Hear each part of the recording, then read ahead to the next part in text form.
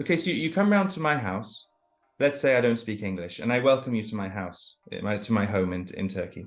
And we're standing around in the kitchen, and you've just got in, and we're looking around, and I point in the direction of the sink, of the taps, of the faucet, Mhm. and I make this motion with my hands, like I'm tipping a glass into my mouth, and I say, Alvaro Bey, su içmek ister misin? Susadın mı? Su içmek ister misin? What did I just say? You want anything to drink or? Right.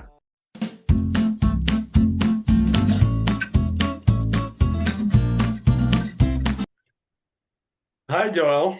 Hello. Well, it's a pleasure to have you on the channel. Welcome. Thank you. Pleasure to be with you. Thank you for And having me. yeah, and well, we'll talk about your project later on. Of course, a really interesting one. But first of all, and as usual, I want to ask you about your experience with languages. Okay. When did you start? When did you realize the traditional grammar approach wasn't gonna cut it, and Okay. things like that? Because I think it's gonna transition naturally into your project once you All get it. right. Sure. Okay. Well, when I was about 9 years old, as a family in London, we started learning Turkish as a kind of family project. Nice. Yeah, it was great fun for me. I found that Turkish grammar made sense to me because it's a very regular kind of grammar. So I saw that others around me were struggling with it because, of course, the word order is like backwards compared with English, but it's consistent. So I liked it. But then what I would find is that when I would have conversations with people, I would realize that I needed a word.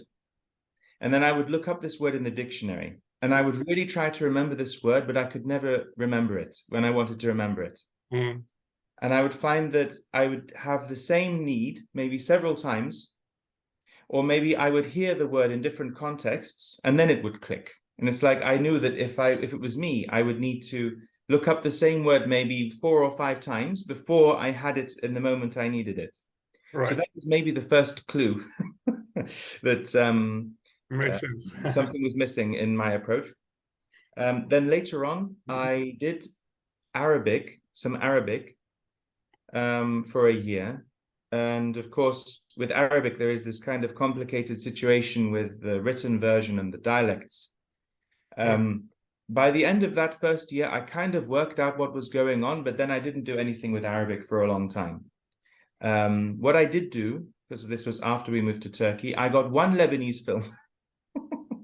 I watched this Lebanese film maybe 5, 6 times, and I started to realize that it was kind of fermenting in my mind. Okay. It's like it combined with that year I had, and it kind of had an impact in some way. And yes, sorry to interrupt. That Yes. year was traditional classes as well. Yeah. Well, it was funny because we had some traditional classes, but also I had exposure to Lebanese dialect. But of course, there's this disconnect. It's like if there is something written, then of course it's in the book Arabic, like Fusha, it's written Arabic.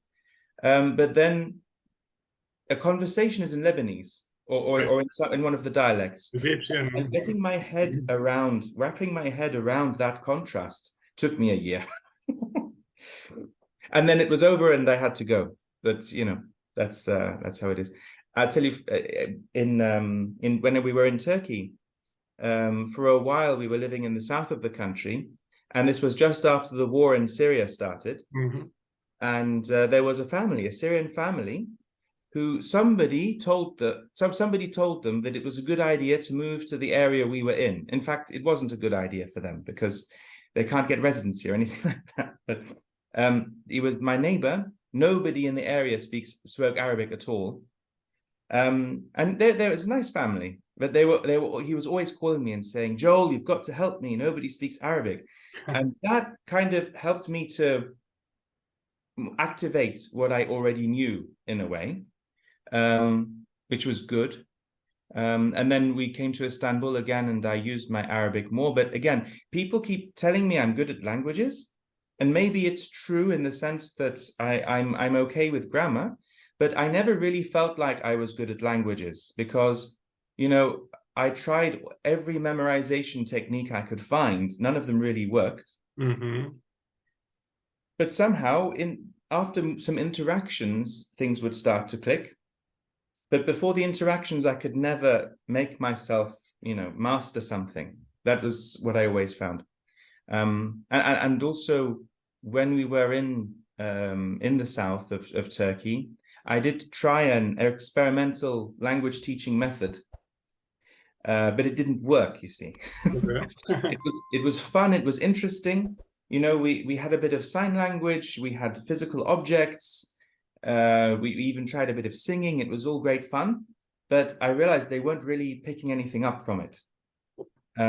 So all of that kind of told me that something was wrong in the skill building approach. And then I guess it was mostly during the pandemic, I found the input hypothesis. I started to read some of the things that Krashen wrote, and it made sense to me. It made a lot of sense to me. Yeah. Cool. So that, and yeah, I wanted to ask you about Turkish specifically. Like, why did you start learning Turkish? Were you said it was a family thing, but yes, was there any connection with Turkey? Or no? Well, we were living in that part of London, so there's especially like Tottenham, Haringey, you know, Green Lanes, that area. Okay. Anybody who's from there will know what I'm talking about. Like North London, right? Or... North London, that's right. Yeah. So that was how it started. And then, of course, when we moved to Istanbul, I was about 17, 18. And then I found my wife and we got married. And it's I don't know. I mean, depending on your definition, I might be bilingual because I started at that young age. But the thing is, even if you say, well, yes, it was still in the critical period or whatever, I know that when I started with Turkish, I was consciously learning grammar. Right. So I don't think it's really honest for me to claim to be bilingual in that way. Nevertheless, I'm functionally bilingual because my home language is Turkish. I speak Turkish with my wife every day, and even though sometimes we try to speak English, we try to force ourselves to do it because I know it's good for her if I can speak some English with her. Her English is very good anyway. But it's forced. It's like it's funny how that works. It's like we fell in love in Turkish, so we always speak Turkish. Yeah, you got used to it. Yeah, it's true. So when you moved to Istanbul, you've been studying Turkish for a while, but all grammar based. Mostly grammar, but of course I was interacting with people a lot of the time. So in the beginning, yes, there was a bit of grammar. But after a point, I started to find that detailed grammar analysis just didn't really help. It just getting out there and using the language and getting used to the language was always better than trying to start with a grammatical structure and saying, okay, well, here's this new grammatical structure. Now let's go out and try to use it. Or that kind of thing. It never appealed to me, and it never worked for me if I tried it. So I just looked up words that I didn't know and went from there. That's what I did. So yeah, so you had that traditional instruction, but the thing that really helped you out was that interaction in the street, because you were interested in talking with Turkish people. You were interested in the message, in communication, which is the most important thing, as I'm talking about, right? Yes, exactly. Before I found the input hypothesis, I had thought that maybe if I want to study language at home, maybe I need to find some way to imagine a scenario where I will use the word. Okay. So I thought I think I kind of knew that I needed some kind of communicative context. But then, of course, the idea that of input makes a lot of sense. And ultimately, I think one of the big hang-ups people have with the input hypothesis and hypotheses like it is that if you're really going to buy into it, you have to accept that your subconscious mind will do things for you that you are not consciously aware of. Correct.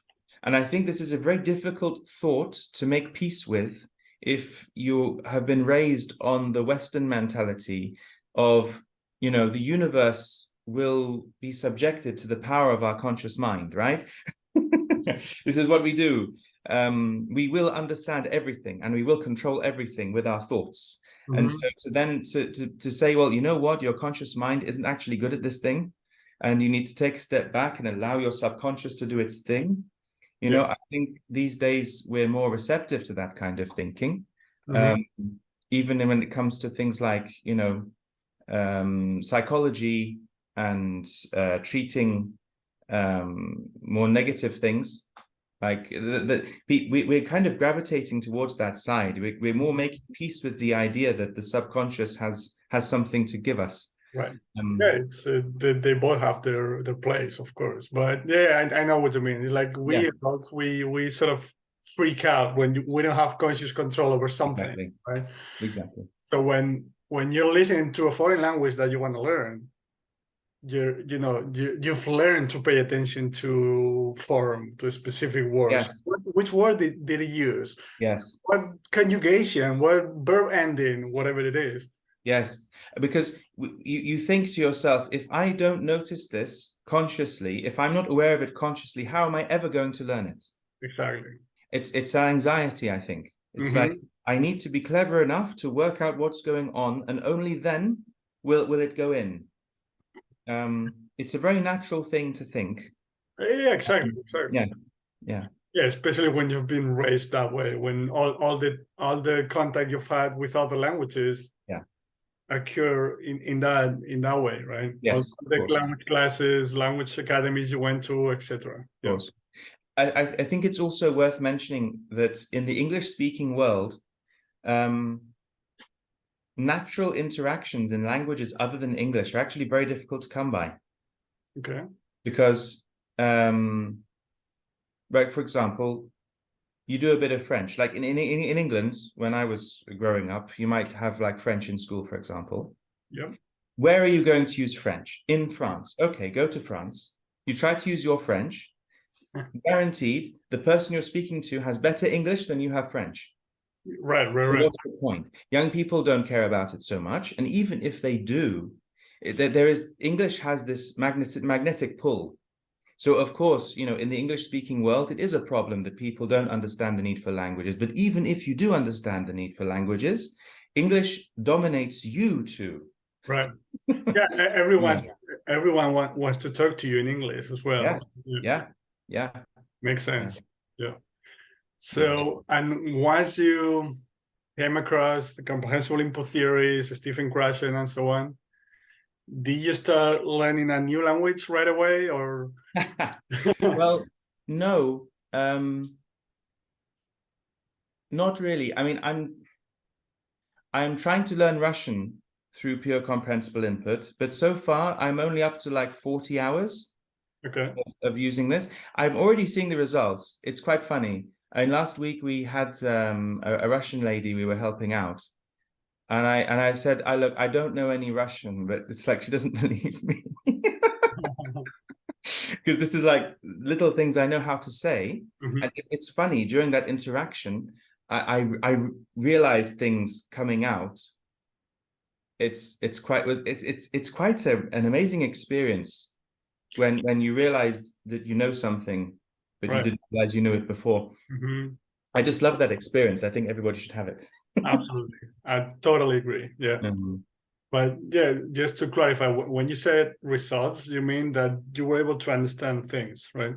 No, well, it's not so much that I was able to understand things, but I could like pick out some words, and I was able to use a few words, words that I recognized.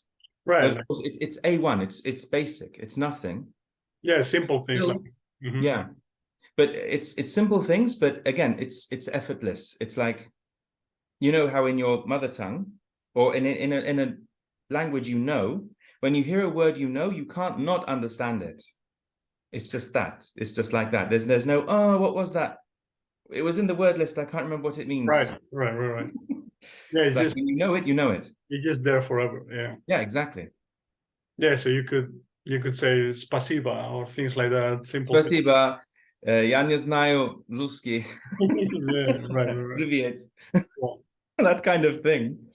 yeah, and then I'm guessing that once you read the theories and so on, you started reflecting on your Turkish journey.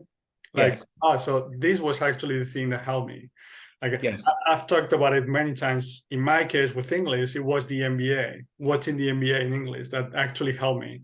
Because What's in English? the NBA, the Oh, the American NBA. Yes. Okay. Yes. Basketball League, because I was interested in the sport itself. Yes. But because of, all the 15 plus years trying to learn English in school, high school, and so on, Yes. it didn't help me. But, certain things become familiar. And even in the madness of those classes, you can pick up things here and there and listen to a mini story. So Yeah. it can help you a little bit, but it was good enough for me to understand what was going on. Yes. And I watched it for a long time. And, in hindsight, that's the thing that really took my English to the next level, like for real. Yeah. Yeah. I mean, I both my own experience, also my experiences of what didn't work. Yeah. Trying to memorize the dictionary didn't work. Having these like language learning or teaching techniques where there's like output immediately didn't work. Mm-hmm. Like these set piece conversations didn't work. I came up with a game during the pandemic. Okay. Where it's like we have like I called it pommersion. You have a pomodoro. Do you know pomodoro? The technique for Yeah. like 25 minutes work or Right. yeah.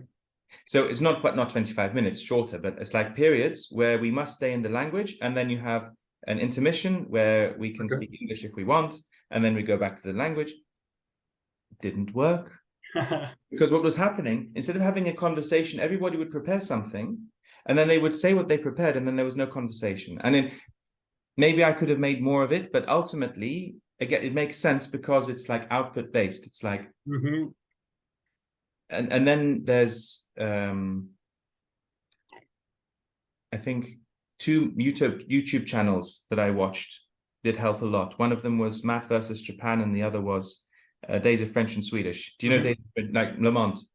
Because he goes through a similar kind of process, on the channel, and it's you're building an internal model, and that model must be built with input, and you can't output from a model that's not there. Mm-hmm. It's very straightforward when you understand it. Right. But yeah, everything seemed to make sense. And I see a lot around me in this country who are trying to learn English, but they don't have much English. They're very halting. It's very forced. And then you realize, like, you have like gamers, like in Turkey, you have, programmers and gamers, there's quite a lot of interest in that kind of thing. You meet a Turkish gamer who speaks good English, and you're not surprised they have good English. Why is this? Why is it that they have good English and all of these people who are very highly educated to university level, that they struggle with it? What's the explanation? It's input. It just makes sense of so many things at the same time. So it appeals to me. And also, okay, maybe what you could call me, what Krashen would say, maybe a super monitor user, for example, somebody who likes grammar and can play with it. And it's like, yes, I am good at that. I do have a skill with that, but my success with language is not dependent on that. I can feel it. I always knew it. And I was always looking for a way to transfer what I have to other people. It's like, I watch people struggling with grammar, and it's like, I know deep down, you don't need to struggle with grammar. You can do this. But I don't know. It's very frustrating to me to see people lose hope in themselves, in their ability to learn a language. Absolutely. Because they're barking up the wrong tree. Mm-hmm. Yeah. That's exactly what it is. Yeah. Like I think I've talked about it like 1,000 times. I'll continue to do so. Like, it's not about talent. Like what you were just talking about. Yeah, I get what you mean. That when people have learned through conscious grammar study, again, they have that sort of hesitant style, like broken speech with a lot of pauses, right? Like, you know, but you might be, like you said, like a super monitor user, so you might be able to do that faster than most people. Yeah. So you can kind of trick some people, you know, because you're gonna speak in that way, but yeah, it's not gonna feel as broken because of your ability to go a little faster than usual. But it's still not the way no, we actually acquire languages. no, because even when I am able to kind of get by like that with conscious knowledge, I know how much I'm struggling to make that work. Absolutely.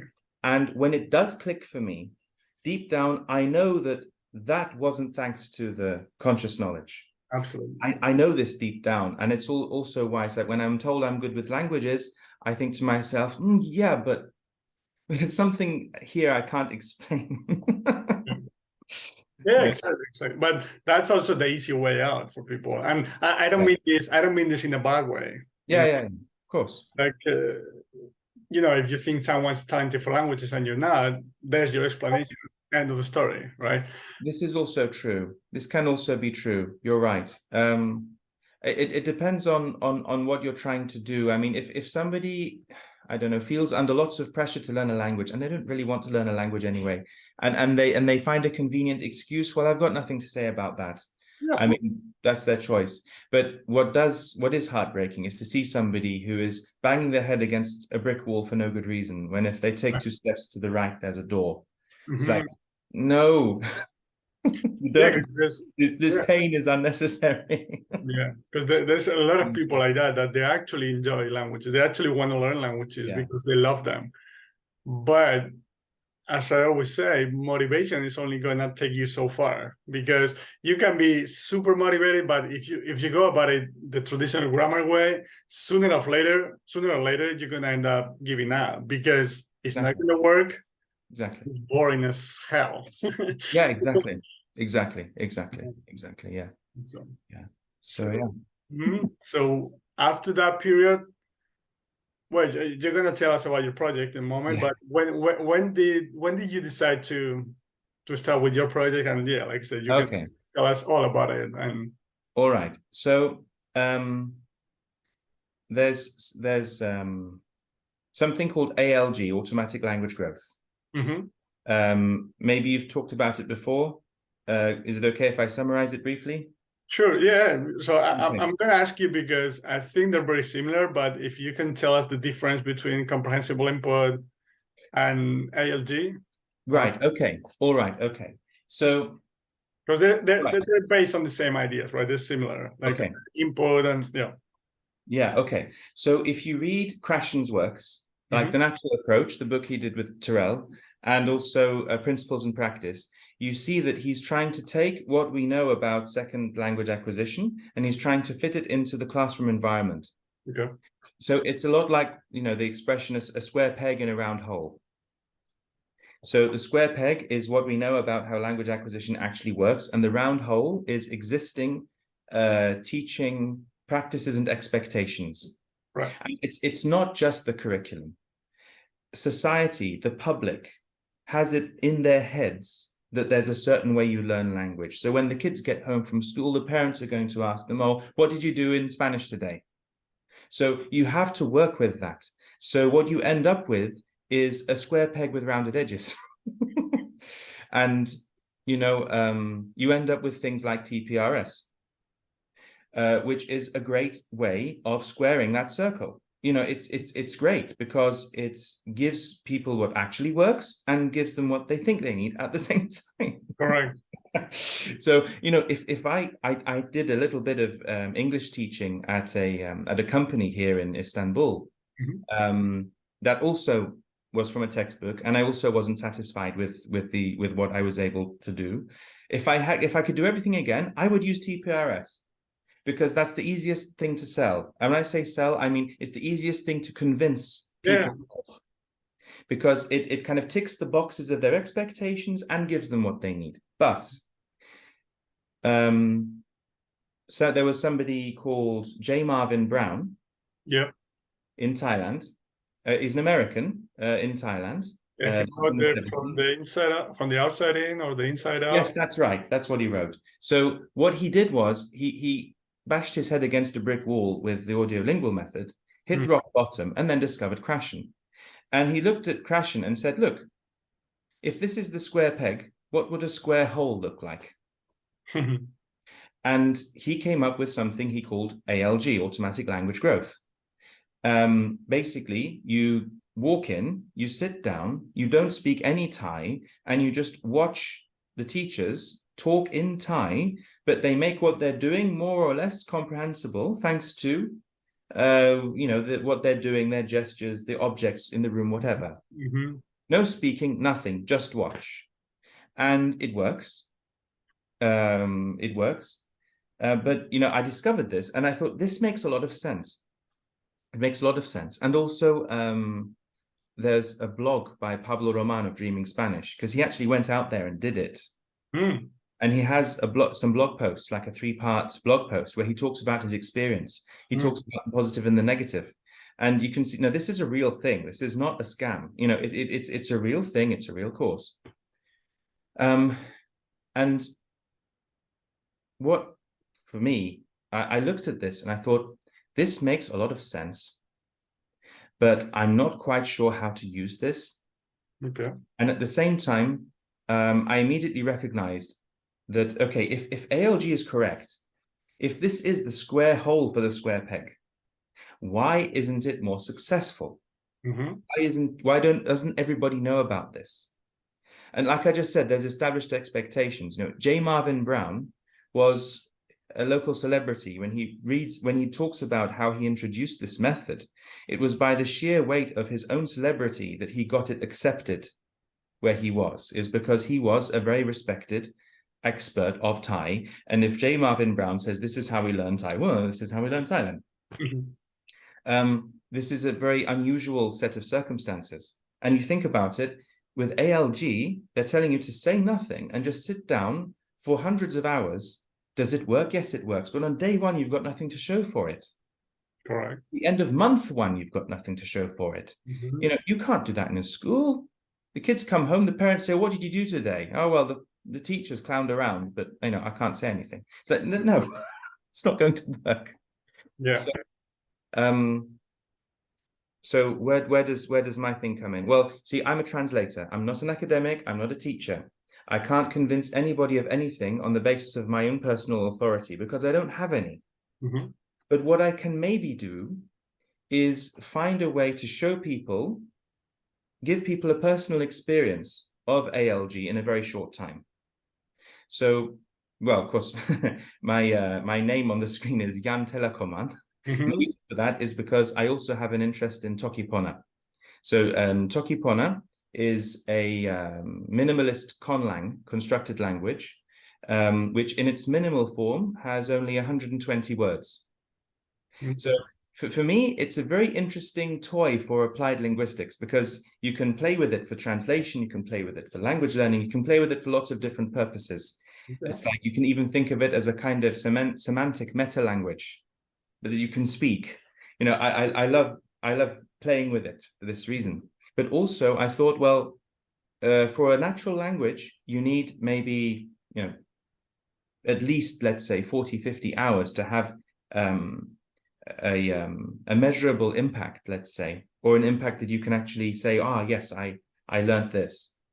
But with Toki Pona, because it's such a tiny language, if you just have, let's say 10 hours of comprehensible input in Toki Pona, then maybe the process might run a lot faster. And it's less of an investment of time, because even if you think ALG sounds interesting, if you're not sure if you can trust it, then nobody's got 100 hours to sit down on for something that might not work. Right. If I tell you 20 minutes a month, just watch this video, 20 minutes every day for a month, what are you going to lose? Try it. And if it works, then it gives you an experience that, yes, comprehensible input does work. And then you can take that experience and you can use it. If you do ALG or something else, it doesn't matter. You have this personal experience that, hey, my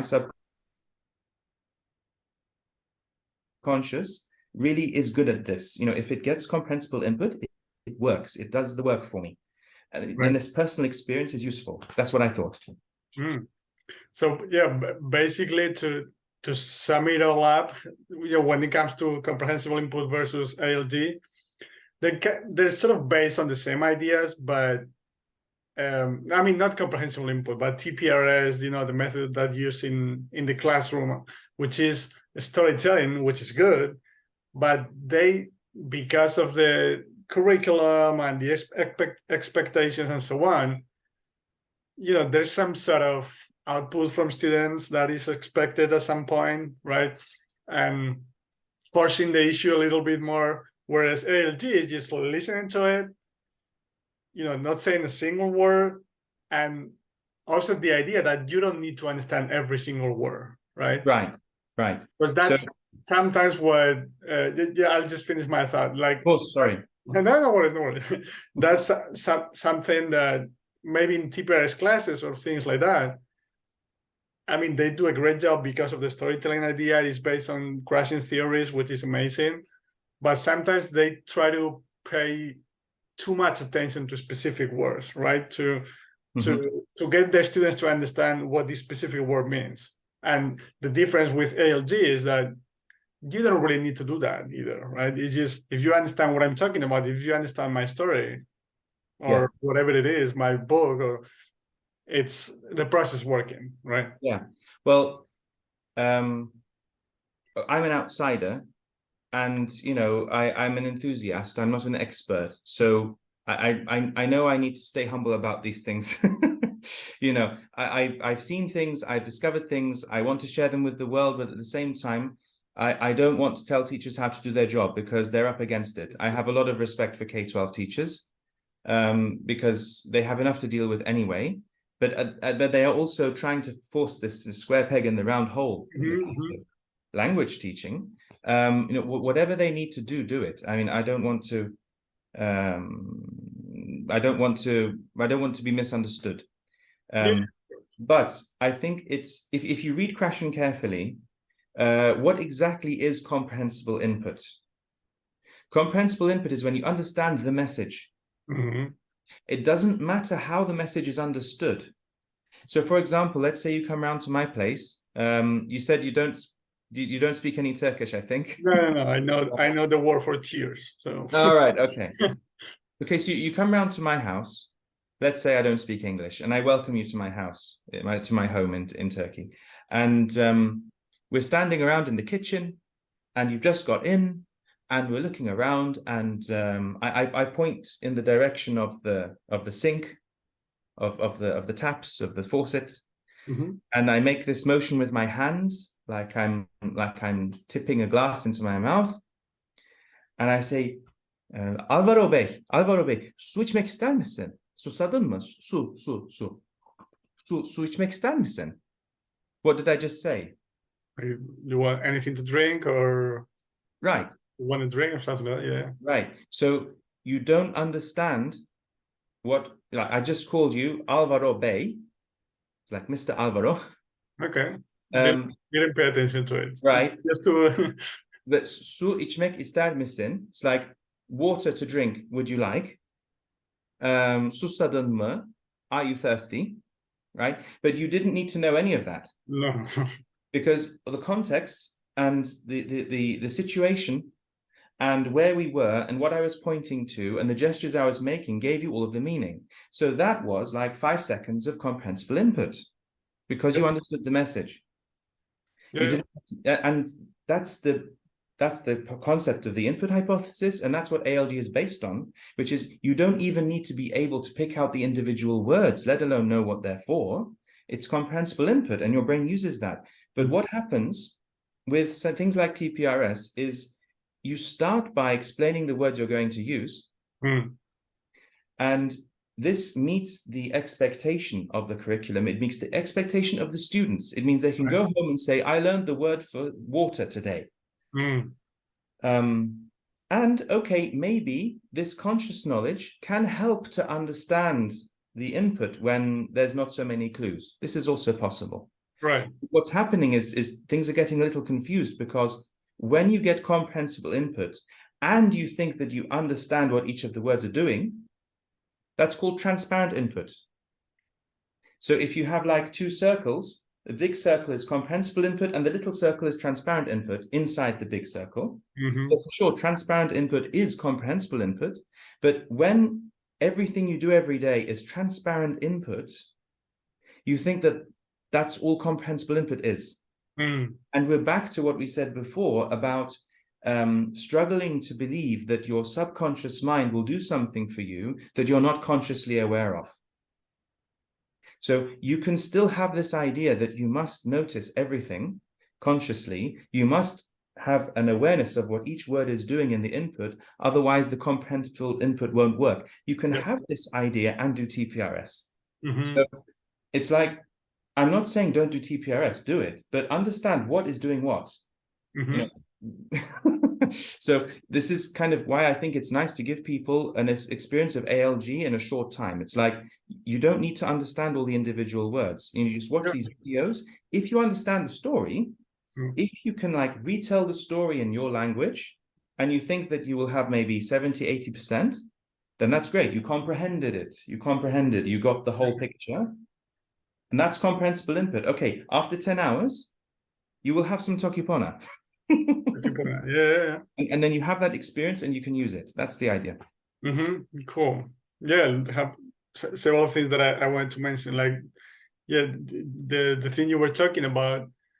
I interview like Japanese teacher Benny Mason, for example, here on my. Really? Oh yes. And she does story listening. Actually, she calls it story listening. Yeah, which I think is pretty. Is closer to ALG than TPRS in the she just tells stories. She does a lot of drawings and context and so on. So she doesn't use the native language at all. No. Doesn't check for comprehension, things like that, right? So what I mean is you can also do TPRS-like things, like telling stories.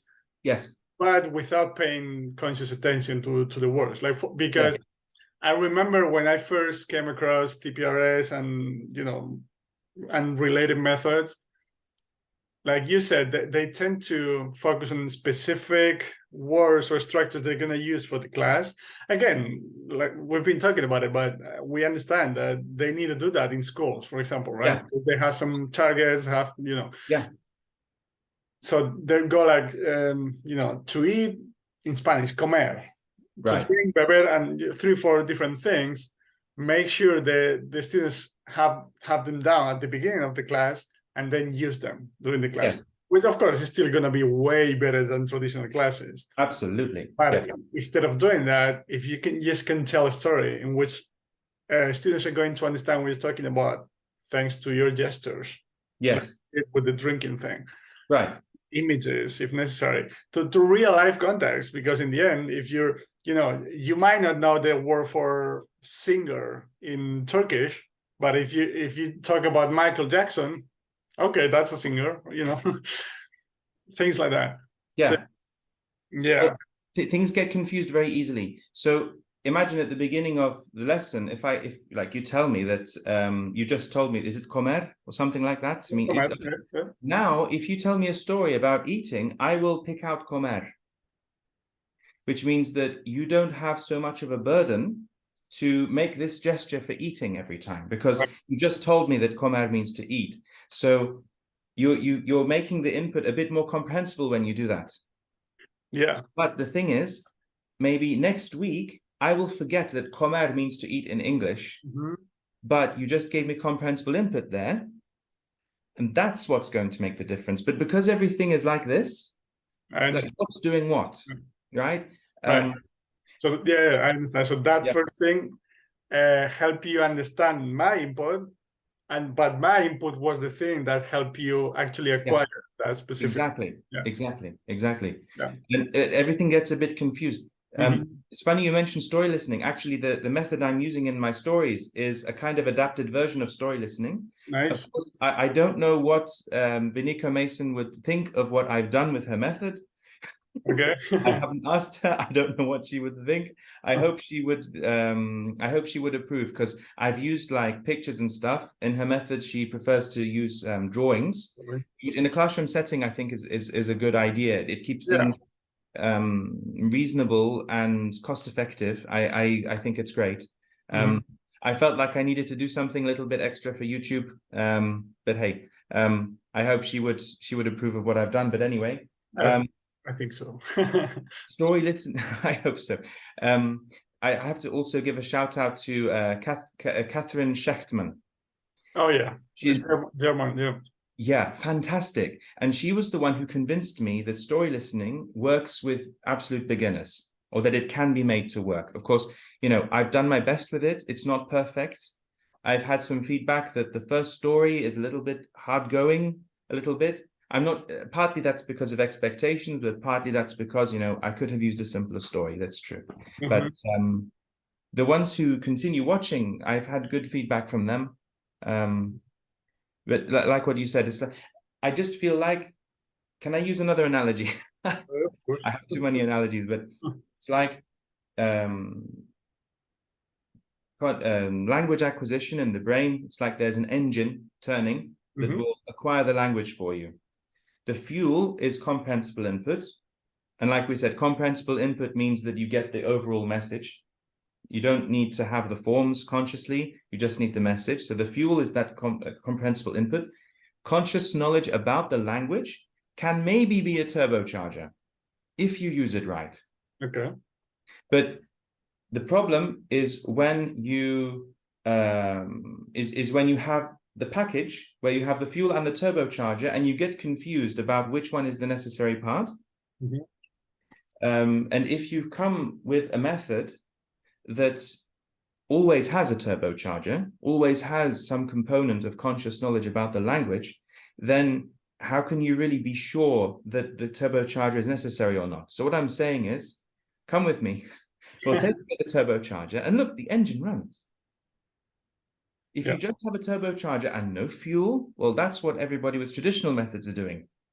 Yeah. But, even if I show you that the engine's running with only fuel and no turbocharger, and 5 minutes later you put the turbocharger right back and keep doing what you were doing before, I still think it's a useful experience. It's like I just said, if I'm in this position in the future, maybe I will use TPS, because I know that I can't pitch ALG in 5 minutes. I just can't. I know I can't. But when I use TPRs, I will be conscious of what is necessary and what is a bit extra, what is maybe like the turbocharger, or maybe even what is actually a placebo. And when I'm conscious of this and I see somebody struggling, I will know that I will know how to reassure them. I would say, you know what, just focus on what's happening. Don't worry about the words, it will come. I will give them some confidence, and we can continue. Otherwise, I will be worried that, oh, they must remember this word list. No, it's okay. Yeah. Having an awareness of what's going on would make me a better teacher. And for a solo language learner, and that's the main point, really, it's like somebody who's self-motivated to learn language and who is looking for the best method. It's an experience. It's an experience. Come take the experience. What have you got to lose, right? Right, it's 10 hours of your time, Toki Pona. Yeah. It's fun. It's cute. Yeah, but I was thinking like I was gonna say that the good news for me is you can actually think like as an adult, we're used to paying attention to words and so on, but you can change that. And what I mean by that is I've talked about it many times, but when I came across crashing theories and comprehensible input and so on, I started my project. I was totally convinced by it. But even then, even after a couple of years with my project, I would watch a series in a language I felt totally comfortable with, like English, Portuguese, Italian. I understood everything, but I was still paying attention to specific words. Like, what did that character say? Did he use this word or that word? You know what I mean? Because it takes time to change that, because of course, that's what we've done our entire lives, right?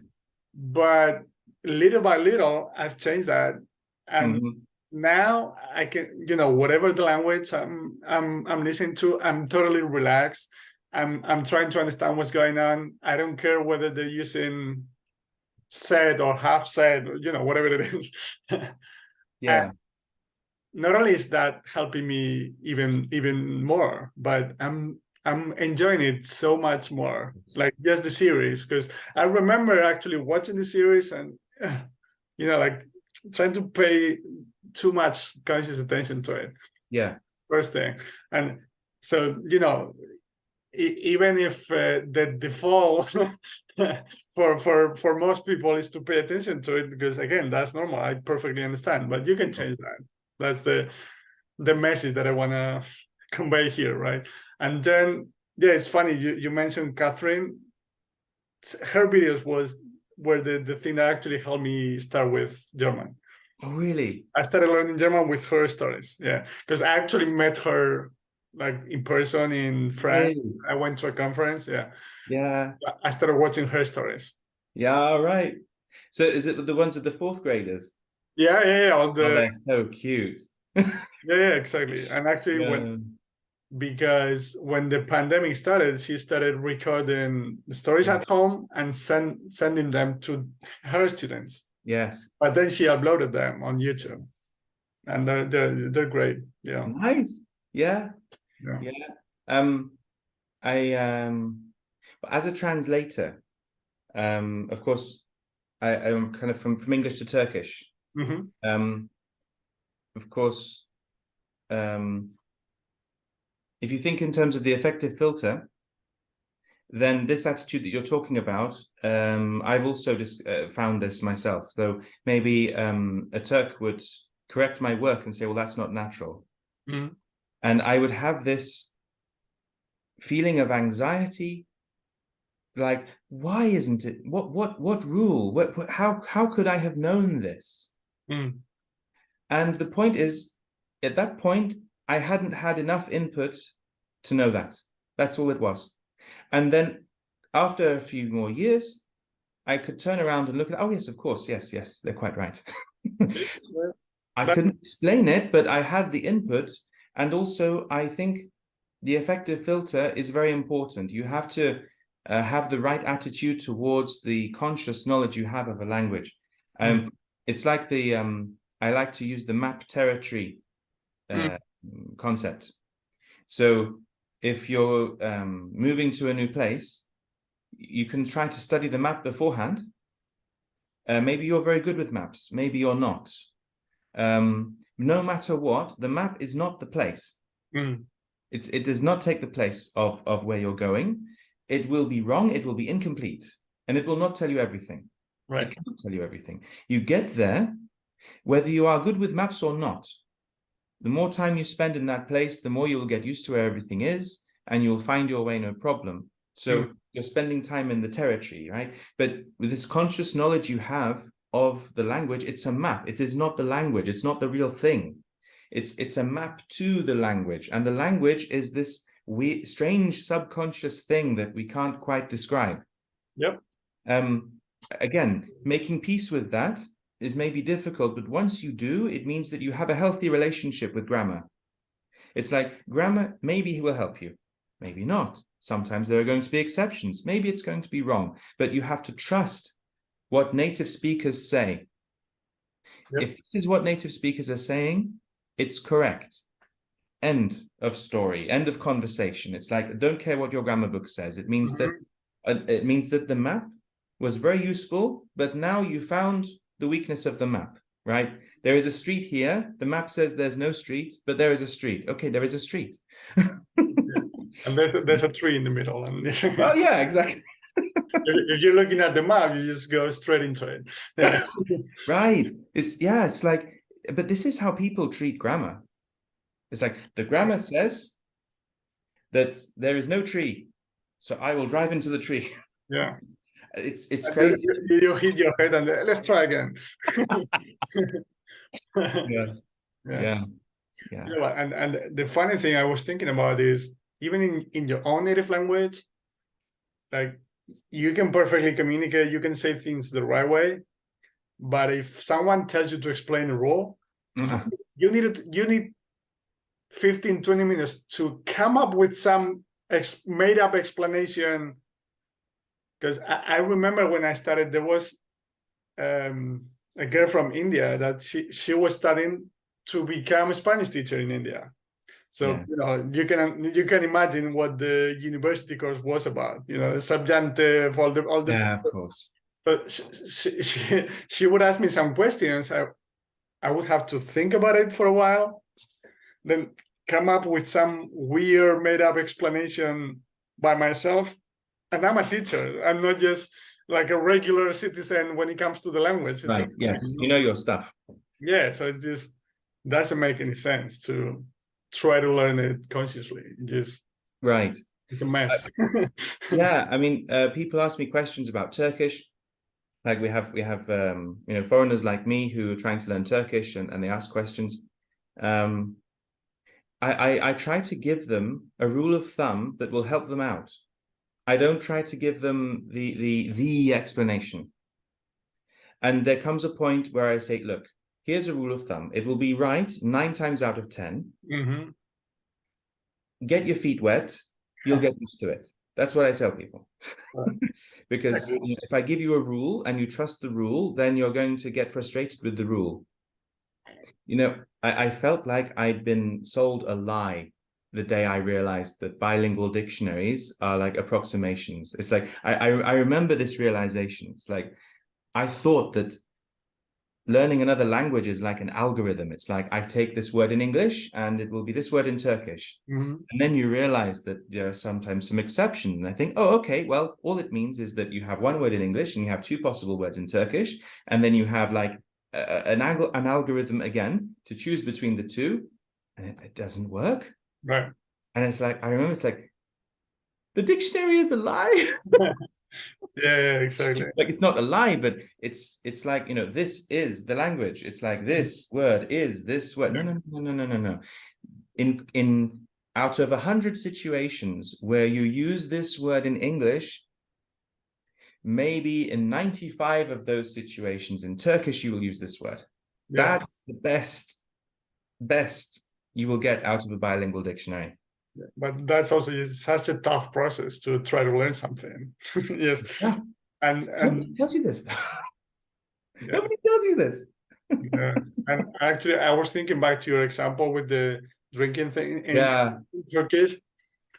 I was thinking that actually what you need is, you know, when you listen to stories or examples like the one you just mentioned several times, right? You don't need to know that that's the Turkish equivalent of would you like something to drink.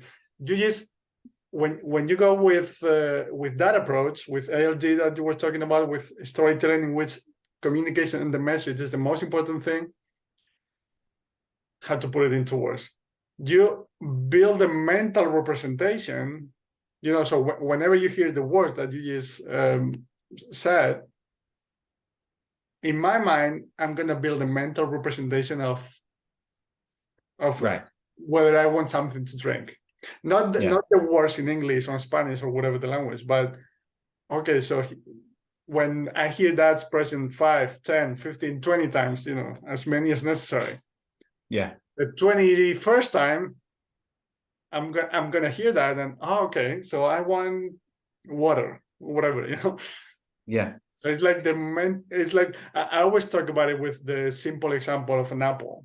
Like, for example, with Spanish, I don't want my students or myself to learn that the word manzana is the Spanish equivalent of apple.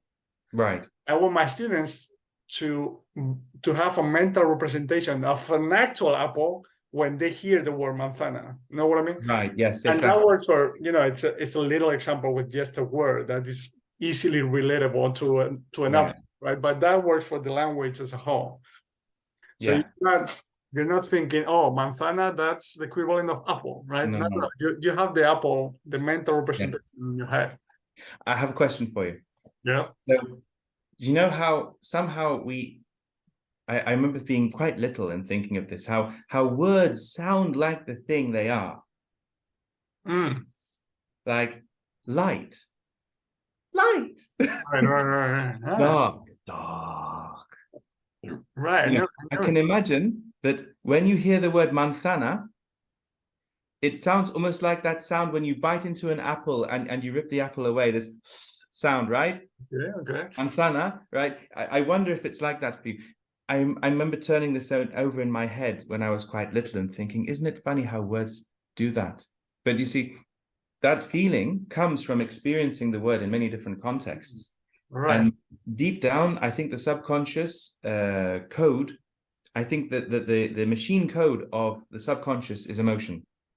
So you have feelings associated with apples. It's like, I really like apples personally. It's like, oh, there's this something special about them. But because of all the experiences you've had with that thing, where that word was used about it, you have this kind of emotional association with it. And it sounds like the thing it is. But when it's just like manzana, oh, apple. Right. That you don't have that richness. Exactly. Yeah.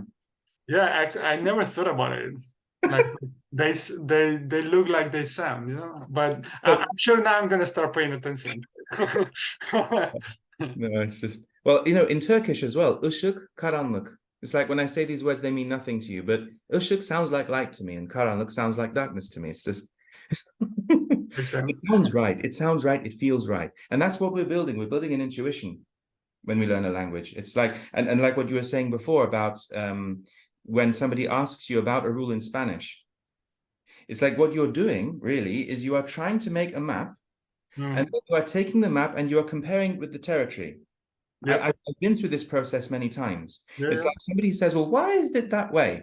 And then what you do is you say, oh, well, it's because of this and this. And then what you do is you take that rule and say, aha, but if that's true, then what happens if I take this rule and I apply it over here? It's like, oh, no, that's wrong. And then you revise the rule. It's like you make a map and it's like, oh, it doesn't work. Oh, now I will change the map.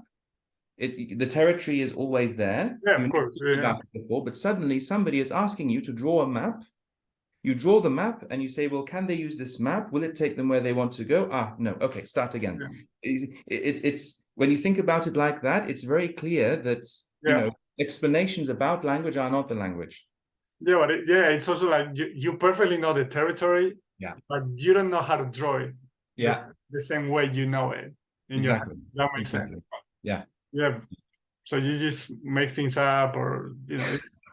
Well, it's like in Turkish, it's called kroki. I'm not exactly sure what it is in English, but you have these businesses, and you on the back of the business card they have a diagram of how to get to their business. And basically, it's like the nearest train station. It's like you go straight up, you turn right, and you're there. It's like a map. It's horrible, but it gets you there, right? So it's close enough. And a lot of grammar explanations are like that. It's like it gets you there, right? But it's not the real thing. It's if it works, great, but absolutely, it's a tool. Yeah. So like getting back to your project. Okay, sorry. No. That's perfectly fine. No, what I meant to say is I'm gonna leave the link to your YouTube channel. Okay. Description and the first comment. But I think the name is the one you have here, like Jan Telecommand, right? Yes, that's the name of the YouTube channel. The name I called my YouTube series of videos Bilingual Toki Pona. And I'm not going to tell you what it means because that would be a spoiler. But basically, if you search for OPETP as the one word, then you find it. Okay. I would also like to mention that what I'm also trying to do is I'm trying to see if I can ask people to actually try it. Watch one video a day for 30 days. And then at the end, I want to have like a Zoom conversation and put it on YouTube and maybe make it a podcast as well. And I'm thinking that the first group of people will maybe are brave enough to try it. And then after I start doing the podcast, then people will listen to the podcast or watch the videos and say, hey, it works. And they will also do it. So if anybody wants to do that, then I'm calling it the 30-day comprehensible input challenge. So the address is bit.ly/30DCIC. So 30-day comprehensible input challenge. So yeah. Yeah, well, like I said, I'll leave all the links. Sure. Yeah. Of course. Thank you. Thank It's you. probably easier. You're and right. You're right. Yes. and yeah, so basically the idea is like one video a day for 30 days, up Yeah. around 20 minutes each, right? Yes. Average 20 minutes. I have to warn you, the first few videos, you might not be able to follow the story completely. You're not going to understand any Toki Pona in the first few videos. You might start to pick out little words here and there, but if you focus on trying to get the main point of the story, if you get to the end and you feel like you could like retell the story in your language more or less, then that's fine. That's perfect. If you're willing to try it, then that's all it is. 20 minutes a day for a month. That's it. Cool. Awesome. And I have that like final question for Toki Pona. Like, how did you learn it? Okay. I learned it from books, but also it's very interesting. I discovered Toki Pona a long time ago, actually. I think it was before the book came out. But the only time when I started to get good at it was when I did a 30-day challenge on Facebook. There was a Facebook group with a 30-day challenge, and the challenge was to record a video of ourselves speaking Toki Pona for a minute. Okay. And I think that helped a lot because, of course, you know, this is a totally different subject, but there is such a thing as auto input. So, Oh, right. right. So it's like I was calculating the sentences in my mind, but then I would use them, and I would also try to think that if somebody could understand them, if they listened and they didn't know any backstory. And I found that that really helped a lot. So there isn't very much Toki Pona content out there that's comprehensible for absolute beginners. There's podcasts, but they're like advanced level. And if you want, you can go to Discord, and there are some Discord servers, and you can join the voice chats. I never really did that. If I did, I'm sure that would have helped. But yeah, you know, what my experience with Toki Pona and the fact that it was that challenge that made it work really, it confirms what I've been thinking. But anyway. But I'm guessing because it's a made-up language, the pronunciation is not a challenge. No. Yeah, exactly. Because I'm thinking about the auto input thing that you were talking about. Because, you know, if you're learning French, for example, you know, when you're actually saying things, you're gonna learn to pronounce them the wrong way, probably. Sure. What I mean, yeah. Well, the thing with Toki Pona is the phonology is almost, well, it's a lot like Turkish. So I pronounce it as if it's Turkish. Okay. It's correct. According to the rules of this, as you say, it's a constructed language, and it's like, well, here is the official list of pronunciations. So I just, in the beginning stages, I wanted to make sure it was right enough, and that was enough. So yeah. But like what you're saying, you know, auto input is a two-edged sword because you pick up your own mistakes. Yeah. No, but it's a cool experiment. Yeah. Thank you. So I'll leave all the links, and if anyone's brave enough, no, just kidding, to give it a try. I watched the first video, so I might do it myself. I'll try to find the time. Oh, you're very welcome. Because I'm, you know, I love languages. Yeah, of course. And that can be an interesting experiment. Yeah. Yeah. Well, Toki Pona is interesting for other reasons. It's a very expressive language. Okay. You might think that a minimalist language would be very like a taxonomy, like top down, you know, we shall divide the universe into categories. It's not like that. It's almost like if you asked a child to come up with 120 words of names of things that they experience, like what would they come up with? And Toki Pona looks a lot like the answer to that. Okay. And so it has a very human appeal to me for that reason. And it's an interesting exercise to take very advanced concepts and break them down. It's almost like explaining it to a child. Yeah. And you know, that's always something worth doing. You know, working out how you would explain something to a child, it's quite eye-opening sometimes. Yeah, absolutely. One forces you to do that, and I think it's cool. Nice, interesting. Okay. So, well, any other thing that we didn't touch on that you wanted to mention, or? No, I think that's it. Oh, that was Yeah, fun. thank That you was for fun. having me. I do talk quite a bit, if you let me. No, that's. I'm sure it's been super helpful for people. It's been for me, and I love these talks as well. And I'm glad. I'm very honored that you had me on, and yeah, thanks for having me. And I wish you continued success with your podcast and everything else you do to raise awareness of what works. Exactly. Thank you so much. And yeah, and everyone learn Toki Pona. All right. Thank you, Joel. Thank you. Thanks so much for watching this interview. I hope you enjoyed it. I hope it was helpful for you.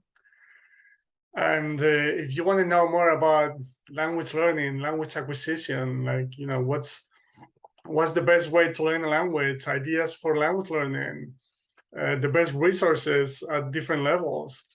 Here you can find the whole playlist with all the interviews I've done so far with different researchers, teachers, polyglots, and so on. And finally, right here, you smash this guy right in the face to subscribe to my channel. I really appreciate it, and I'll see you in the next one. Bye-bye.